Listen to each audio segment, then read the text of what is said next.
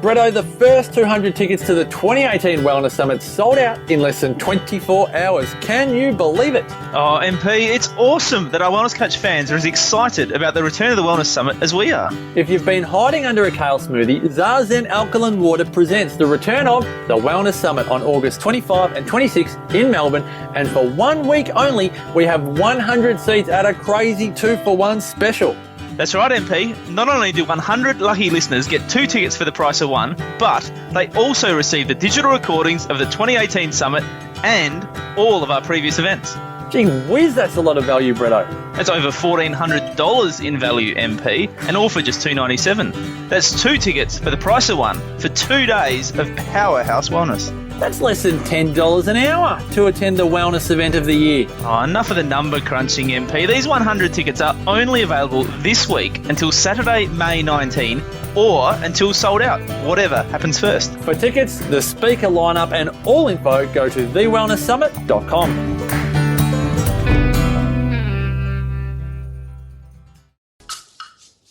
TheWellnessCouch.com, streaming wellness into your lives.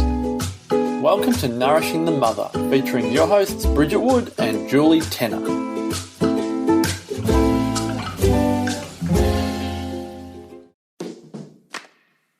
Before we get started today, I'd love to introduce you to our new podcast sponsor, which is Fire Tonic. If you haven't heard of Fire Tonic before, it is a raw fermented apple cider vinegar that has a whole heap of other goodness in it, such as chilies, turmeric, garlic, horseradish, ginger, just to name a few, and it has this delicious, warming, spicy kind of aftertaste that just warms your stomach and your solar plexus and has you feeling amazing just by taking it. But aside from that, raw apple cider vinegar is immune boosting. It's antibacterial, antiviral. It will decongest whatever you are stuffed up in the head with. It's antioxidant and anti-inflammatory. It's also the best digestive booster. Apple cider vinegar is the same pH as our natural secretions and also stimulates those natural secretions. So if you're feeling a bit low in your digestive system, if you've got a bit of a sore throat or feel something coming on, it's great. I've used this before just to knock something on its head, like a sore throat or a virus that's gone through the rest of my family. And for me, I've just kept up with the Fire Tonic little shots, which I absolutely love anyway because I love a bit of spice. And it really does just knock it on its head. So it is locally made here in Torquay, Victoria, in small batches from a really ancient gypsy recipe. And we are absolutely mad for it.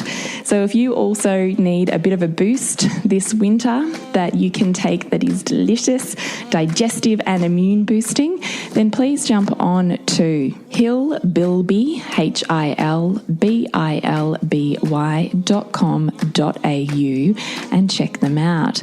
You can also use a special promo code for our tribe, which is Nourish, Nourish 10, in order to get 10% off your order, just to give it a go. Bridget and I use it. It's on our counter all the time. So head on over to hillbilby.com.au/discount/Nourish 10 to get your 10% off and start loving on some Fire Tonic. Hello and welcome to Nourishing the Mother. I'm Bridget Wood. And I'm Julie Tenner. And today's podcast is How Much Do You Talk About Sex with Kids, which comes after a listener and tribe member's question. So before we dive into that very juicy topic, I'd love to remind you to jump onto nourishingthemother.com.au and sign up to join our tribe, where once a week we will send you a wrap-up email with links to everything we've put out in the world, and you can pick and choose where you'd love to dive a little deeper or perhaps miss something that you're interested in. So nourishingthemother.com.au, sign up to join our tribe. So I'm going to read this whole question because it's quite juicy and there's lots to it. It was posted in our private member group. So this beautiful woman says, other than the 2 podcasts about sex and teenagers, is there any other podcasts around discussing bigger topics with kids? What's age appropriate, etc.? So puberty, body changes, babies, discovering the opposite sex, how to discuss things when younger siblings are around, what to say to younger siblings in relation to what the older ones are going through, periods, etc. Broken down, what does this actually look like? I know this will be different for every house, but with the ages that your older 2 are now, Julie, I am really interested to hear what this looks like for you guys. My stepdaughter is 11 and a half. My daughter is eight and a half. And I'm finding natural conversations really coming up with my daughter, such as periods, liking boys, and she's really aware of the physical changes her sister is experiencing, but struggling with the lack of natural entry into these conversations with my stepdaughter, which I think is really just a lack of her being around all of the time. I'm working on my own stuff around body, pleasure, sex, etc., and with trying to normalise these conversations in our home as much as possible. I'm also aware that my husband is really resistant to any of these conversations. I think he just wants to keep his little girls. However, after meeting my bestie's new boyfriend last weekend, who is a high school teacher, and hearing about how there were grade 9 girls giving blowjobs to grade 8 boys in the school toilets and it being Snapchatted around the grade, he is suddenly more open to the fact that we need to be having these conversations now. I would really love to hear your experiences around these areas, even a podcast if it's not too much to ask. Somehow I think hearing your voice will normalise it for me. I do still struggle with fear of feeling like that they are so little and I can't believe we're thinking about this stuff already. Thank you. Oh, it's so big. I just, even right now, as I was listening to that story about the, year 9 and year 8 kids, I even just get an adrenaline rush in my body because I really feel that, right? That's huge. And you think about you probably transported into your own experiences and your own ickiness and your own awkwardness moments. Perhaps you said yes when you meant no, or, you were in different scenarios. They all come flooding back when we hear stories like that. And then you think about your babies. Oh, my God. Your baby's entering that. And that's, that's a super hard conversation. It's such a big leap to go there. And I do think for a lot of people, because it does feel so painfully uncomfortable and confronting, that unfortunately so many parents don't go there, and then you do find that there are kids with really getting their education on the playground, which is really what we're wanting to avoid here as much as we can. I feel really strongly about this actually because I also, like this lovely listener, I have friends who are high school teachers, and I think it's by virtue of being exposed to their discussions that it's almost put the fear of God in me enough that I'm like, right, this is really important that we talk about this in primary school. This is really important. Because if they don't hear it from me, who loves and honours their body and their experience and has a reverence for our sensual sexual selves, if they don't hear that from me, they're hearing it from someone I don't know, who I don't know has the same, or likely doesn't have the same belief systems that I would really like to impart to them. And I don't know what path that leads them on, and I find that scary. So I'm really serious about, it's really important that we have these conversations, because by the time your kids have hit grade 6, don't deny that those conversations are happening, just not around your ears. And by the time they're in year 7, they're exposed to more and more and more. And by the time they're in year 8, they're exposed to sex within school. It's just like full on. Yeah, it's full on. But you can get caught in the, fuck, that's hard and too scary, and no, I just can't, like that's too much for my little child. Or you can break it down into bite-sized chunks that seem manageable, because it's never the one big conversation. I think this whole notion of the birds and bees conversation is absolute shit. Yeah.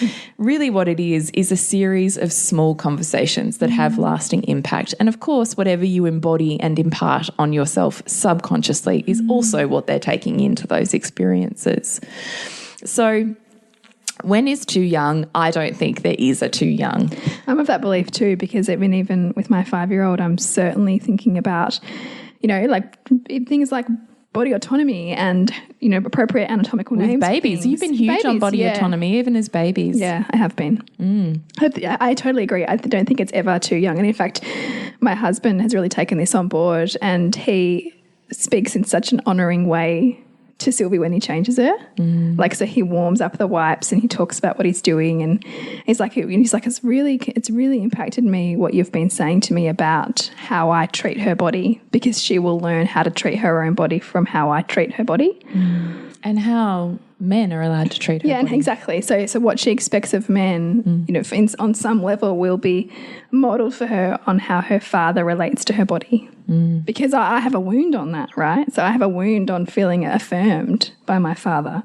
And so it's wonderfully beautiful that I get to witness my husband doing that for my daughter. But anyway, we're kind of digressing. No, it's not digressing at all. But I don't think we can underestimate the power that we have, I think, for how we normalise these conversations and how the seemingly little things do stack up to be big things. They really do. And how we talk about bodies and touching and, you know, even how we relate to ourselves and our periods and being, you know, body positive around those things, really, they become a language. They really do. But I'm really looking forward to your wisdom on this, Julie, because I totally have been sitting by watching you go through a lot of this stuff as your kids have gotten older. Yeah, they have. They have. I'm smiling because I've just reminded of this conversation I had just last week with, so actually my daughter wasn't here. My daughter and my husband were out, my eldest daughter. So I had my son who just turned 12 and I had my baby and I had my 4-year-old and we were all having dinner together. And I happened to have in the mail that day got this book that I've been waiting for ages called Yoni Shakti.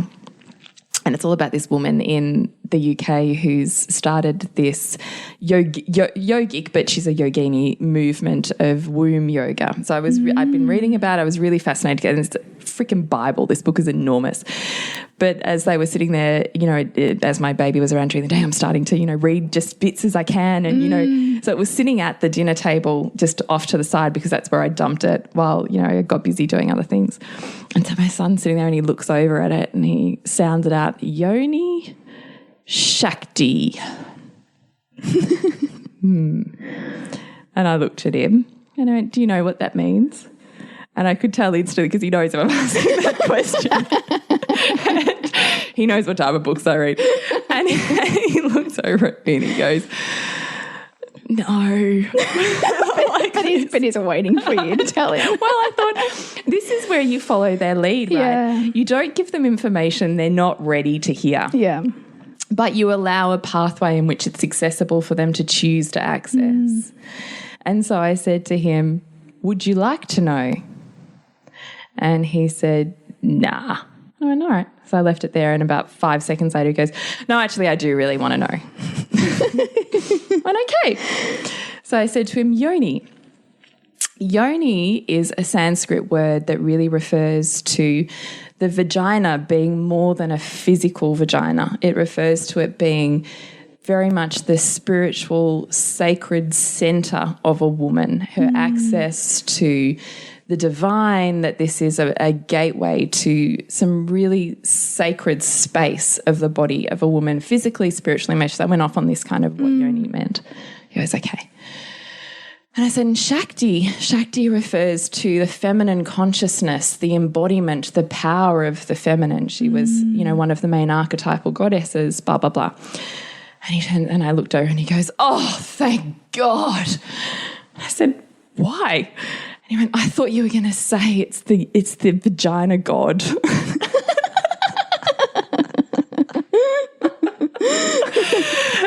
And I just cracked up laughing. And so he cracked up laughing. And then my 4-year-old's at the table and she goes, well, I am the vagina god.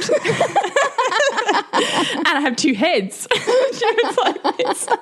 And so then he and I are just like cracking up. We cannot stop laughing. And then he kind of gets himself together and he goes, so what does that make Dad? Haha, I'm the penis king. God, penis god. And we were just, it was this continuing conversation over the dinner table. Oh, and so I thought, this is awesome, right? This is so cool. That not only have I used what can be really triggering words for people like vagina, and he's automatically come up with penis, but he can take on what I'm saying about the deeper spiritual notion and reverence for a woman's body and your own sense of sexuality. and he can joke about it, which says there's such a level of comfort. And safety, you know, that you can. You can have that banter. Because it's one thing, I mean, I'm sure he's already doing it with all his mates, but the fact is that you've made it safe enough to talk about it at home that he can feel safe joking at home too. Exactly. And it also means he has context and he knows more. He knows more, and knowledge is power. It is ignorance that always gets us into trouble. Yeah, absolutely.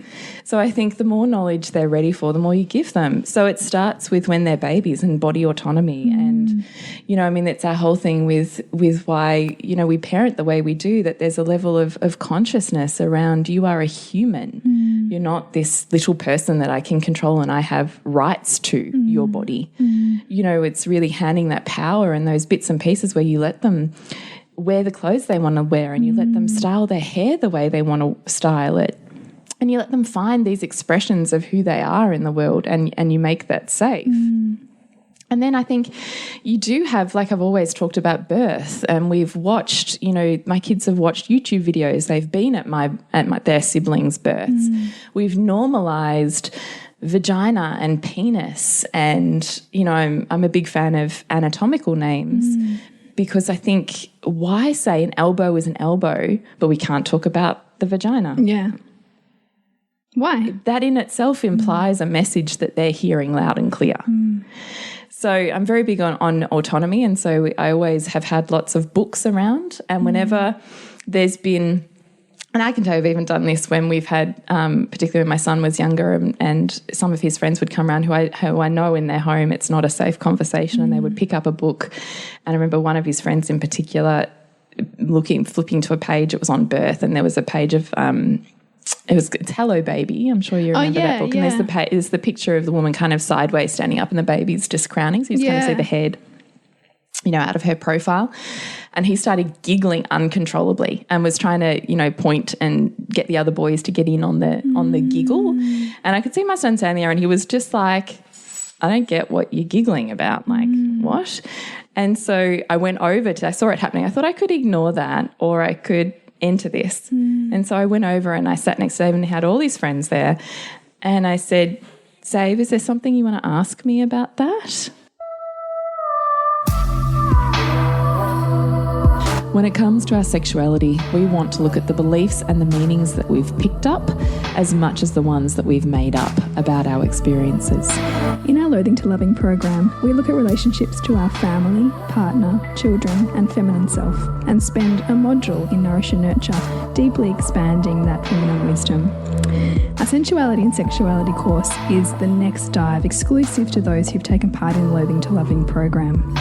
The reason for that is the theory and the tools that you gain from Loathing to Loving underpin the knowledge of the psychosexual story that we build upon in our Sensual Sexual Deep Dive. For $289, you can join us in our exclusive Sensuality Sexuality course, or 3 payments of $97. We really want to walk you through loving your sexuality more than your sex life. To find out more and join us, go to nourishingthemother.com.au/online programs. So, of course, he got, you know, shy and kind of shied away. But I said to him, you know, this is birth. I'm happy to talk to you about it. And he went, oh, no, that's okay. And I thought, that's fine. Yeah. But I also, whenever my kids have fixated on a particular area of the body, gotten really giggly about an area of the body, are being silly or stupid about an area of the body, I just think it's them trying to explore that area of the body. It's fascinating. They've got a new awareness about it. They're not sure about it. And our sexuality is very much intertwined with our sensuality. That's why I think those words are often interchanged when they are referring to 2 separate aspects of who we are. And I just think as we change and develop as humans, that sensuality expands. So feeling changes, hormones change, the sensations that opens up in our bodies change, and therefore our bodies respond differently in ways they've never responded before. And that is in essence sensuality, but it's the emerging sexual self. And so I think often these feelings in their body can just be really heightened And so they're really seeking more information on what that is. And so when in doubt, I always go to a book. So we always have those books. So there was a period of time when my son was fascinated by the anus, and it was constantly this source of giggling for him. And so we had these books where they had like these cartoon drawings of kids, and it labelled every area of the body from the toes to the head. And we would, at bedtime, we'd have to go through, it was part of his reading, it's the book he chose, we'd have to go through every area of the body, and every time he'd get to anus, he'd giggle. I would go, okay. And then we'd go back through again, we'd have to do it again. And we kept doing it until one day he'd stopped giggling and he didn't want to read the book anymore. He'd worked through it. Yeah. So interesting. So interesting, isn't it?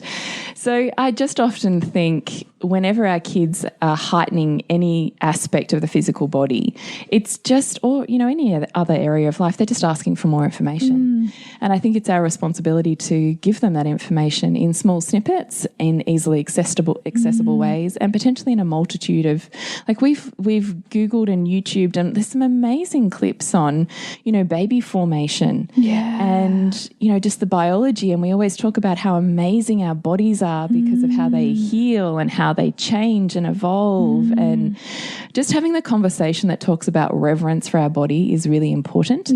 Because when you have reverence for yourself, you can make the leap to having reverence for another human. But if you don't have reverence for your own body, there's no way you're having reverence for someone else's body. That's true. And I really think that's a really important conversation, particularly for boys. I think for girls as well, but particularly for boys, is that ultimately if they choose a heterosexual relationship, or even if they don't, I suppose, they're still looking at penetrating someone else's body.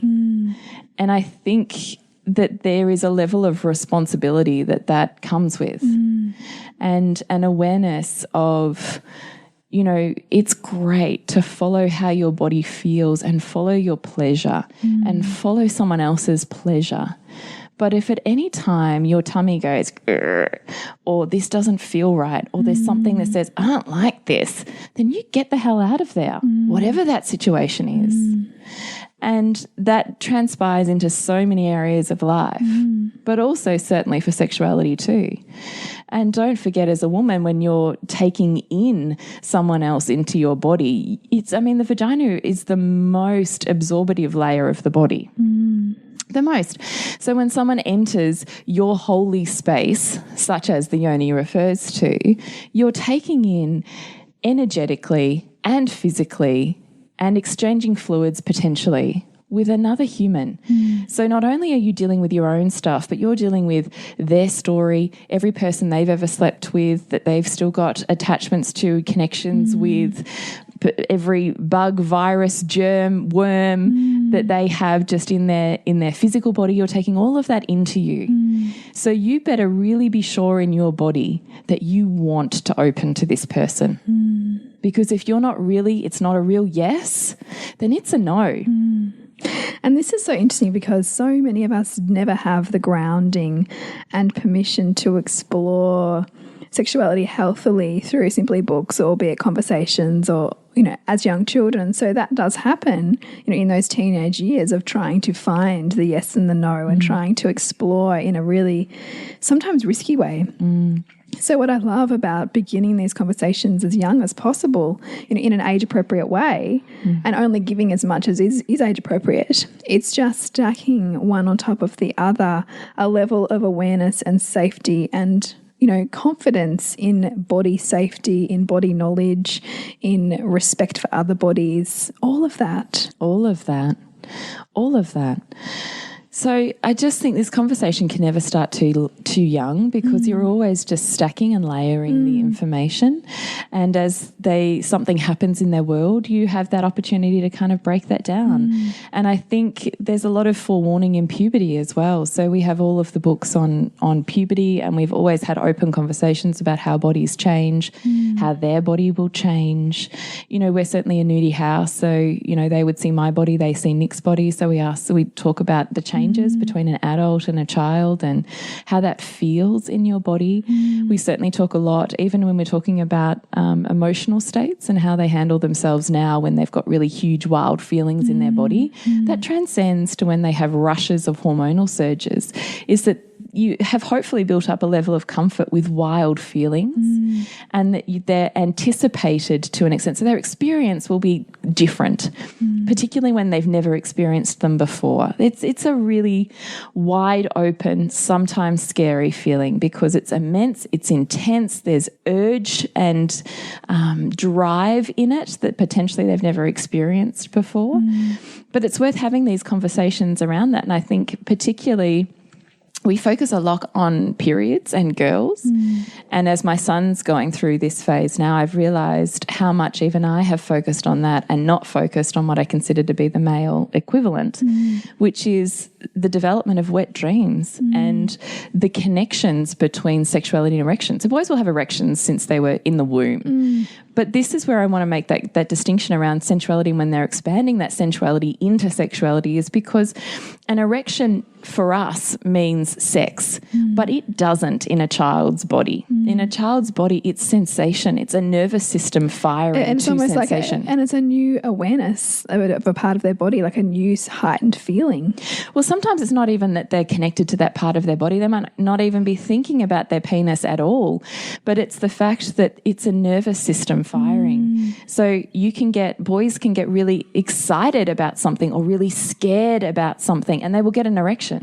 Not because it's sexual, not because there's any consciousness around it, but because their nervous system as it's developing is firing off these hormones and these signals, and it's one of the signals. And so that's something that developing boys begin to master as they go into teenagehood, because as I understand it, as they become men, the erection doesn't fire off as easily to random stimuli. It's more sexually driven. Yeah, so it starts to intertwine with sexuality when they start to kind of hit wet dreams, which is the other facet, right? This whole concept of now there's ejaculation. And, I didn't realise when it happened with us, and my son woke up and told me he wet his bed, and I was like, oh my God, it's 2:00 in the morning or whatever it was. And I was like, what? Like in my head I was going, I can't even work this out. And even as I was stripping his bed and putting new sheets, I'm like, I can't even feel anything wet, but it's too late, And it was only when I was talking to my friend, they said, the weirdest thing happened last night. And she's the high school sex teacher. And she went, couldn't have been a wet dream, could I? I was like, oh my God, it totally was.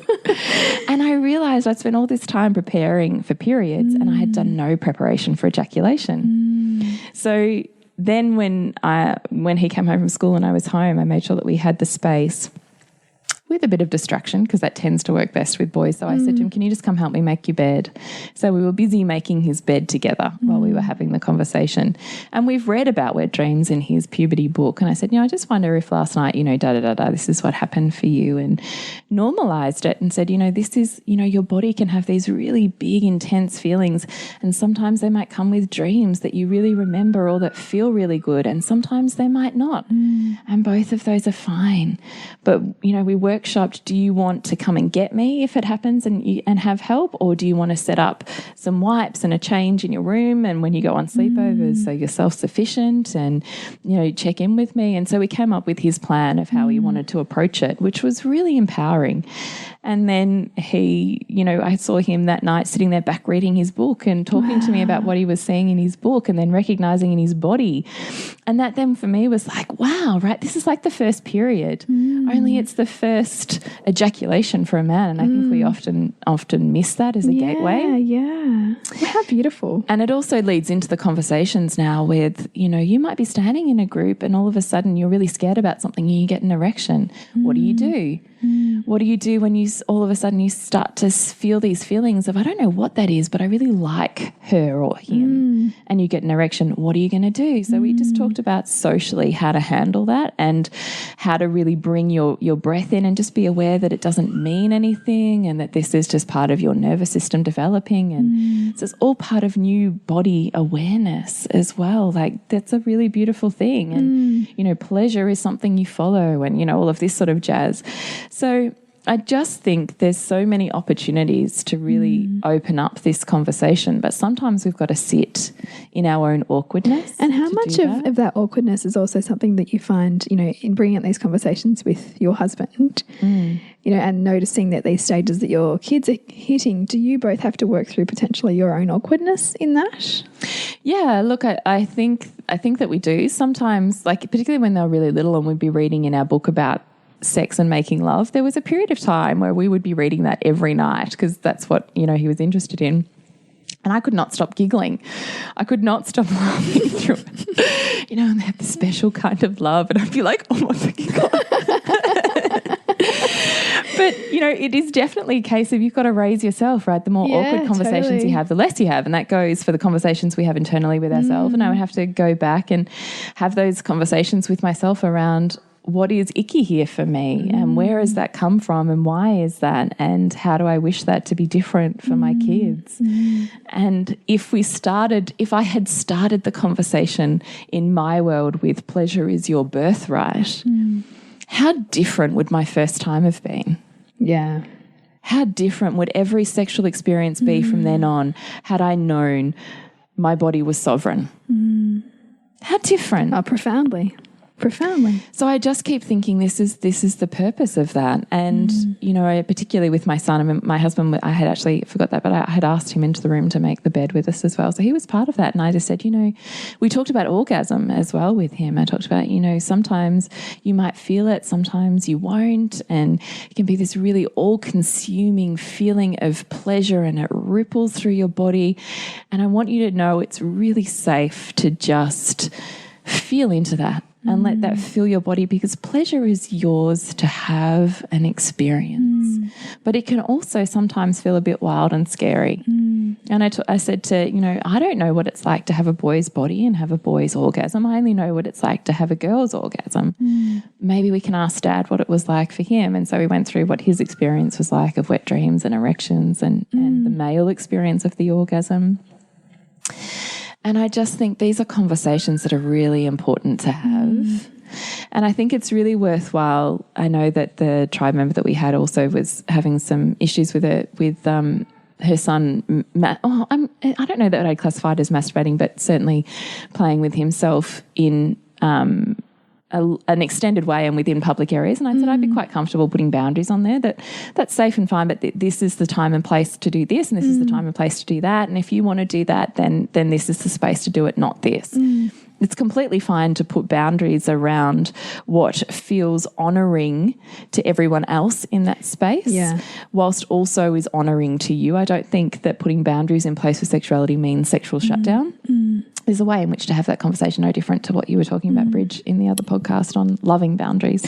I want to ask, you know, particularly when we're talking about boys here, there's a very strong sort of anti-misogynistic culture now and almost pressure on mothers, what I see anyway, to raise boys to be respectful towards women in this era of this Me Too campaign and all of that. But what I see as a danger in that is almost like looking for our boys to step out of line, you know, or kind of like looking for them to trip up and trying to admonish them for any kind of disrespectful behaviour. But sometimes that can really distance themselves from finding the pleasure in their sexuality. So I wonder what that looks like for you as you move into this awareness that likely your son's going to step into, you know, having relationships with girls and how you teach him to be aware and respectful of girls at the same time as connecting to what's pleasurable for him. I just think we're always having conversations, even when he's interacting with his siblings, is did you hear her say no? Or did you feel her body language change then? Did you notice the change in her tone?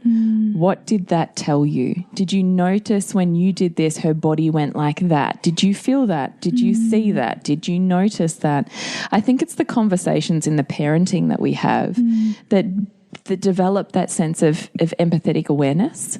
And I think that is then a transferable conversation onto sexuality. And particularly when you come at it from the point of pleasure, that pleasure is something you should always be seeking to move towards. And if it's painful or cringy in any way, it's not the space to be. That's not how it's supposed to be. And that doesn't matter if you, and I talk about this actually in terms of power games. So particularly my firstborn son can be, overpowering in so many ways and will continue the game that he thinks is funny because he's getting a kick out of it when long before his sisters have, hit the roof and it's enough. Yeah. But he keeps going. And so that is also a constant conversation it's about the tune in, right? If it is not fun for everyone in this game, it is not the game we should be playing. And I want you to check in about how you are feeling in your body and what your feelings are right now that you are trying to use someone else to express. Because it comes back to ownership. Yeah. Check in with your body because are you somewhere else right now? Yeah. And I think it's those parenting conversations that you and I have all of the time and that we, work so hard on really integrating in aligned parenting is just, it matters what we do now. Yes. Because it all stacks and builds on what happens later. Well, it's their language. It's their language to how they relate with their world. Yeah. Which is massive. Yeah, it is. So, back on the masturbation one, I also want to say that sometimes kids can find themselves really touching themselves because there's a sense of pleasure or release with that. And it can be a thumb suck or it could be, a penis touching. And I think sometimes we want to say, well, that's sexual and that's not. But in essence, for the child's experience of that, it's all trying to fill a need. And it's one form versus another form. And so there's questions and ways you can go with that. But in terms of parenting, I would just be looking at it as this is a form of numbing in a way or a form of self-soothing or a form of seeking the sweetness in a sensation that they're trying to get needs met in other ways. So I think there's a deeper conversation there to have. I think often as adults we project a sexual conversation onto something that's not necessarily sexual. Absolutely. I definitely think we're because we so often look at, our children through our own lens, through our own filter. And that's what we know, so often, the genitalia to be about. Yeah. It's interesting that you mentioned that because I think, think for our listeners who have younger children, perhaps with siblings, I'm certainly noticing with my two that my daughter is like very interested in Hugo's penis, so she wants to grab it. Yeah, it's the difference. Yeah. So she's like starting to learn that she looks different to him and he gets annoyed at her, and kind of stop, yells at her and I, reinforce like that's his private part and this is yours and, it's not, he's asking you not to touch. But I'd be interested in your perspective looking back at what some of those conversations looked like. Yeah, look, I can think of several really curious experiences with my kids and certainly having siblings of the opposite sex, but also, we're just kind of have grown up, I suppose, with a granola kind of group of women. So, sometimes we'd all be at the beach together and then we'd all shower the kids together and, So everyone's looking at everybody. By virtue of that. And I can remember, it's funny actually because my son totally did that, right? But with a friend, he was like, oh, look at your penis or whatever. And I flipped out and caught myself flipping out and stopped, cooled myself down and then came out, sorted my son out and then said to my friend, I'm really sorry. I'm really totally triggered by this experience that I remember having as a kid I was playing doctors with a friend. And we were curious, right? And so we started playing doctors on our private parts. And I remember it being completely non-sexual. Yeah. But there was something about it that was interesting to me and her. But we were all playing together. And I remember my mum and her mum walking in on it and we just were ripped to shreds. It was one of the most horrific moments I remember. And, stood in a line and shamed and it was horrendous. And so this experience with my son completely took me back there. Wow. And so luckily my friend who was sitting there as a Gestalt therapist and she was like, hey, it's no big deal for me at all. So I really got to just shake and, feel that body that was there that was all my stuff and then move forwards with, okay, this is okay. This is okay. This is safe. And now how am I going to choose to move forwards that's not with shame? Because that's the story I grew up with. So I just think sometimes there's edges that we can hit that we just need to ask ourselves what they remind us of in our own personal story and do the work to release that within ourselves. I think it's completely, we've always had the conversation around these are your private parts and these are her private parts or his or mine or whatever. And your private parts are yours to touch and they are not someone else's to touch. Not, you know, someone you don't want, and certainly not, no one else has rights to your private parts. They're yours and you get to choose what happens. So that's always a conversation that we have, and particularly with siblings as well. We can talk about, yes, you have a penis, you have a vagina. Penises do this and look like this. Vaginas do that and look like this, Let's go read a book about it or whatever. But I've always been fairly clear on that, you know, it's not okay for anyone else to touch your private parts. They're yours and it's your choice what you do with those. I think it's such a big theme, and I'm sure it's one we're going to revisit at some point as our children move through different stages and as we get more questions. I do hope that this podcast has answered the questions of that listener and helped her get a bit more of a perspective on which way to go with her own family and, of course, other listeners tuning in. Yeah, they're big conversations. And they're certainly conversations we love to have. Yeah, you know, if you do have questions, if there's something specific you'd love to dive into, then we'd certainly love to take the conversation there. So please contact us on nourishingmother.com.au or Nourishing Mother on Facebook or Instagram. You can message us or email us. It's no problems. To connect with you, Bridgie? suburbansandcastles.com. And you, Jules? Do you know what your next movie is? The Goddess Project. That's happening in Geelong and Melbourne. Exciting. And I'm thepleasurenutritionist.com. And remember, you've got to nourish the mother to rock the family. And we'll see you next week when we continue to peel back the layers on your mothering journey. This year, the Wellness Summit returns. I realised in this time that I couldn't keep waiting for love from other people. I couldn't keep expecting love from other sources. But I had to give that to myself. Yoni says, I don't care if everyone says that the kitchen is the woman's world. He says, I'm going to prepare food. I love my own cheese. I love my own wine. I don't care what you think of my new flat screen TV. He just loves company. I started asking myself more often, what do I want? Such a simple question, isn't it? But when you think that, and I'm sure all of you sitting there, when you think that, something springs into your mind. And there's something there that you want that you haven't been doing for yourself. Brett Hill and Marcus Pearce feature at the 2018 Wellness Summit. Bigger and better than ever. Tickets on sale Friday, May 4 at thewellnesssummit.com.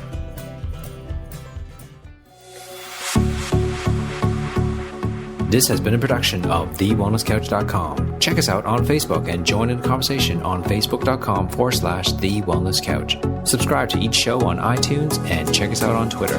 The Wellness Couch, streaming wellness into your lives.